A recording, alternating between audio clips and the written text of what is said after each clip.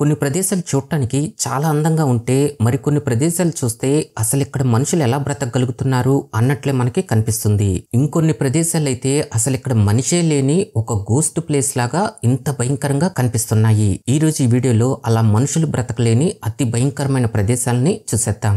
నేను చేసే వీడియోస్ మీకు నచ్చుతుంటే ఈ వీడియోకి లైక్ చేసి మీ ఫ్రెండ్స్కి కూడా షేర్ చేయండి.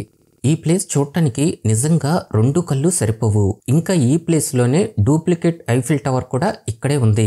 ఇప్పుడు మీకు అర్థమైపోయి ఉంటుంది ఈ ప్లేస్ ఎక్కడ ఉందో అని. అదే చైనాలో ఉన్న టియాంగుచింగ్ అనే సిటీలో ఉండే ఈ లగ్జరీ అపార్ట్మెంట్స్ ని, హౌసెస్ ని చూస్తుంటే ఇక్కడ కొన్ని లక్షల మంది జనాభా బ్రతుకుతున్నారు అన్నట్లు అనిపిస్తుంది. కానీ ఇక్కడ బ్రతుకుతుంది కేవలం 30,000 జనాభా మాత్రమే. ఈ రియల్ ఎస్టేట్ వాళ్ళు ఈ ప్రాజెక్ట్ ని కొన్ని కోట్ల రూపాయల లాభాలు వస్తాయని చాలా ఆశపడ్డారు. కానీ చివరికి ఆ అపార్ట్మెంట్స్ ని ఎవ్వరూ కొనలేక ఆ ప్రదేశం మొత్తం ఒక గోస్ట్ ప్లేస్ లా మారిపోయింది. ఇక్కడ ఒక్కసారిగా భూమి రేటు పెరిగిపోవడంతో అంత రేట్లు పెట్టి ఈ ఫ్లాట్స్ ని కొనడానికి ముందుకు రాక చివరికి అవన్నీ ఇలా ఎవ్వరూ లేని మనుషుల్లాగా మిగిలిపోయాయి. సేమ్ ఇలానే షెన్యాంగ్ సిటీలో ఉన్న ఈ టౌన్ పరిస్థితి కూడా అంతే. ఈ టౌన్ ని ఇక్కడ ప్రభుత్వమే కట్టించి ఇక్కడ ప్రజలు బ్రతికేలా చేద్దామని చూసింది. కానీ ఇక్కడ కూడా రియల్ ఎస్టేట్ పెరిగిపోవడంతో ఇంకా హౌసెస్ కాస్ట్ కూడా ఎక్కువైపోవడంతో ఈ ప్రభుత్వాలు చేసిన ప్లాన్ మొత్తం అట్టర్ ఫ్లాప్ అయిపోయింది. చివరికి ఈ ప్రభుత్వాలు తక్కువ ధరకే ఇద్దామని చూసినా కూడా ఈ ప్రజలు ఇక్కడ బ్రతకటానికి అస్సలు ఇష్టపడలేదు. ఎందుకంటే అప్పటికే ఈ టౌన్ లో ఒక్క మనిషి కూడా ఉండకపోవడంతో ఆ టౌన్ కి గోస్ట్ టౌన్ అని పేరు వచ్చేసింది. కొంతమంది ఆ పేరుకు భయపడి ఇక్కడికి రాకపోగా మరికొంతమంది ఎవరూ లేనప్పుడు మనం ఎలా బ్రతుకుతాం అని భయపడి చివరికిలా ఆ టౌన్ మొత్తం మనిషి అనేవాడు లేకుండా మిగిలిపోయింది.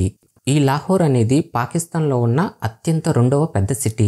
ఇక్కడ ఏకంగా 1,44,00,000 మంది బ్రతుకుతున్నారు. అయితే ఈ సిటీ మొత్తం ఇంత భయంకరమైన పొగతో ఎందుకు కనిపిస్తుందంటే ఇక్కడ ఉండే మనుషులందరూ భయంకరమైన పొల్యూషన్ లో బ్రతుకుతున్నారు. ఈ సిటీలో ఉండే ప్రజలు ఎక్కువగా ఉండటంతో ఇక్కడ పొల్యూషన్ కూడా చాలా అంటే చాలా దారుణంగా ఉంటుంది. ఇంకా 10లో 5 మందికి లంగ్స్ ప్రాబ్లమ్స్ కూడా వచ్చి హాస్పిటల్స్ పాలైపోతున్నారు. ఒక్కసారి ఈ విజువల్ చూస్తుంటేనే మనకు అర్థమైపోతుంది అసలు అంత భయంకరమైన పొల్యూషన్ లో ఈ మనుషులు ఎలా బ్రతకగలుగుతున్నారు అని. ఇక్కడ మామూలుగా ఉండే ఎయిర్ పొల్యూషన్ లెవెల్సే కాకుండా ఇంకా ఎక్కువ మొత్తంలో ఉండటం చేత ఈ సిటీ మొత్తం ఇంత హార్బుల్ గా మారిపోయింది. ఒక్కసారి ఈ ప్లేస్ ని చూడండి. అసలు మనిషి అనేవాడు లేకుండా ఎంత భయంకరంగా కనిపిస్తుందో. అయితే అసలు ఇక్కడ ఒక్క మనిషి కూడా లేకుండా జరిగిన ఆ భయంకరమైన కారణం ఏంటంటే ఉక్రెయిన్ లో ఉన్న ప్రిప్యాట్ అనే సిటీలో ఈ న్యూక్లియర్ పవర్ ప్లాంట్ అనేది ఉండేది.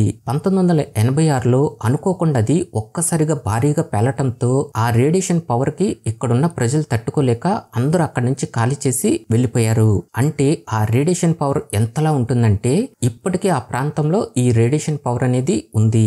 సైంటిస్టులు చెప్తుంది ఏంటంటే ఈ రేడియేషన్ పవర్ అనేది 50 సంవత్సరాల వరకు ఉంటుందని, అందుకే ఇక్కడికి ఎలాంటి ప్రజలు రావద్దని కూడా హెచ్చరిక చేస్తున్నారు. ఈ న్యూక్లియర్ పవర్ ప్లాంట్ పేలక ముందు ఇక్కడికి టూరిస్టులు వస్తూ ఈ ప్రాంతం మొత్తం చాలా అంటే చాలా కలకల్లాడుతూ ఉండేది. కానీ ఒక్కసారిగా ఈ విస్ఫోటనం జరిగేసరికి ఆ ప్రాంతం మొత్తం ఇలా గోస్ట్ ప్లేస్ లా మారిపోయింది. కరేబియన్ లో ఉన్న హైతీ కంట్రీలో ఉండే ప్రజలు మాత్రం చాలా అంటే చాలా నరకాన్ని అనుభవిస్తున్నారు. అది కూడా కటికి పేదరికంతో. వాళ్ళకి ఒక్క పూట గడవటమే అతి కష్టం మీద ఉంటుంది. అయితే ఇక్కడ జనాభా అనేది ఎక్కువైపోవటంతో ఇంకా వాళ్ళు బ్రతకటానికి ప్లేస్ కూడా దొరకపోవటంతో వీళ్ళు ఎక్కడ పడితే అక్కడ వాళ్ళ ఇళ్ళని కట్టేసుకున్నారు. ఇంకా ఇక్కడ క్లీనింగ్ కూడా సరిగ్గా లేకపోవటంతో వీళ్ళందరూ ఆ భయంకరమైన చెత్తలోనే ఇంకా ఆ డ్రైనేజీల దగ్గరే బ్రతుకుతున్నారు. అయితే ఇక్కడ జనాభా ఎక్కువ, పనులు తక్కువ ఉండటంతో ఆకలికి తట్టుకోలేక చిన్న వయసులోనే గ్యాంగ్స్టర్ లాగా మారిపోతున్నారు. ఏరియాల్ గా డివైడ్ చేసుకుని ఈ ప్లేస్ మొత్తం చివరికి భయంకరమైన మనుషులతో ఇలా తయారైపోయింది. ఇక్కడికి వెళ్లే ప్రతి టూరిస్ట్ కి ఏదో ఒక బ్యాడ్ ఎక్స్పీరియన్స్ మాత్రం ఖచ్చితంగా జరుగుతుంది. Stop shouting at me. I don't like that. What do you mean? I don't like that. Stop shouting at me. I am recording myself. I'm not ఎంతమంది పోలీసులను పెట్టినా కూడా ఇక్కడ జరుగుతున్న నేరాలు మాత్రం ఆగటం లేదు. కొంతమంది ఆ బాధలు తట్టుకోలేక ఆ ఊరు వదిలిపెట్టి కూడా వెళ్ళిపోతున్నారు. సోమాలియా కంట్రీలో ఈ సముద్రంలో సరుకును తీసుకువెళ్లాలంటే ఈ కెప్టెన్స్ కి చెమటలు పట్టేస్తుంటాయి. ఎందుకంటే అక్కడ ఈ సముద్రపు దొంగలు ఇంత దారుణంగా వాళ్ళపై అటాక్ చేసేస్తుంటారు కాబట్టి. అందుకే ఈ దొంగల బారి నుంచి వాళ్ళ షిప్పులను కాపాడుకోవటానికి వాళ్ళ షిప్ నిండా ఇలా ఫెన్సింగ్ ని కూడా పెట్టి ఆ దొంగల్ని రాకుండా జాగ్రత్త పడుతుంటారు. పొరపాటున ఇలాంటి ఫెన్సింగ్ లేని షిప్ కనుక ఈ దొంగల కంట పడిందంటే ఇక వాళ్ళు మొత్తం దోచుకెళ్లిపోతారు. ఒక్కోసారి ఈ షిప్పులను కూడా నాశనం చేసి ఆ మనుషులను కూడా చంపి వెళ్ళిపోతున్నారు. అలా ఈ దొంగలు పెద్ద పెద్ద గ్యాంగ్స్టర్ లాగా మారిపోయి వీళ్ళు చేసే దాడులు అనేవి మరింతగా ఎక్కువైపోతున్నాయి. అందుకే ఈ నేవీ పోలీసులు ఇలాంటి వాళ్ళని ఎప్పటికప్పుడు పట్టుకుంటూ వీళ్లపై దారుణమైన శిక్షలను కూడా వేస్తున్నారు. కొంతమందిని అయితే స్పాట్ లోనే కాల్చిపారేస్తున్నారు. సౌత్ అమెరికా అంటార్కిటికా మధ్యలో డార్క్ పాసేజ్ అని ఒక ప్లేస్ ఉంటుంది. అది ఏకంగా 820 కిలోమీటర్ల విస్తీర్ణంతో ఉంటుంది. ఇంకా ఇక్కడ లోతు కూడా చాలా అంటే చాలా ఎక్కువ. అయితే ఈ ప్రదేశం ఇంత భయంకరంగా ఉందని ఎందుకు పేరు వచ్చిందంటే ఇక్కడ వచ్చే అలలనేవి ఏకంగా 50 అడుగుల ఎత్తు వరకు ఎగిసిపడుతూ ఉంటాయి. ఇంకా ఇక్కడ క్లైమేట్ కూడా ఎప్పటికప్పుడు మారిపోతూ ఉంటుంది.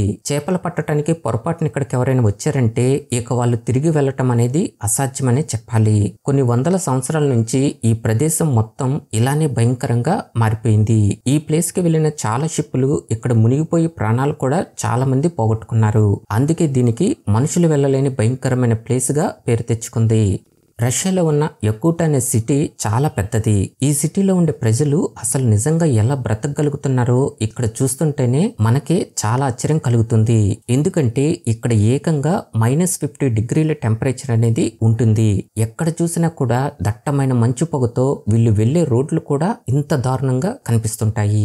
ఒక్కోసారి ఈ రోడ్లు కూడా కనిపించకుండా ఎటు వెళ్తున్నారో అర్థం కాక ఇక్కడ చాలా యాక్సిడెంట్స్ కూడా జరుగుతున్నాయి.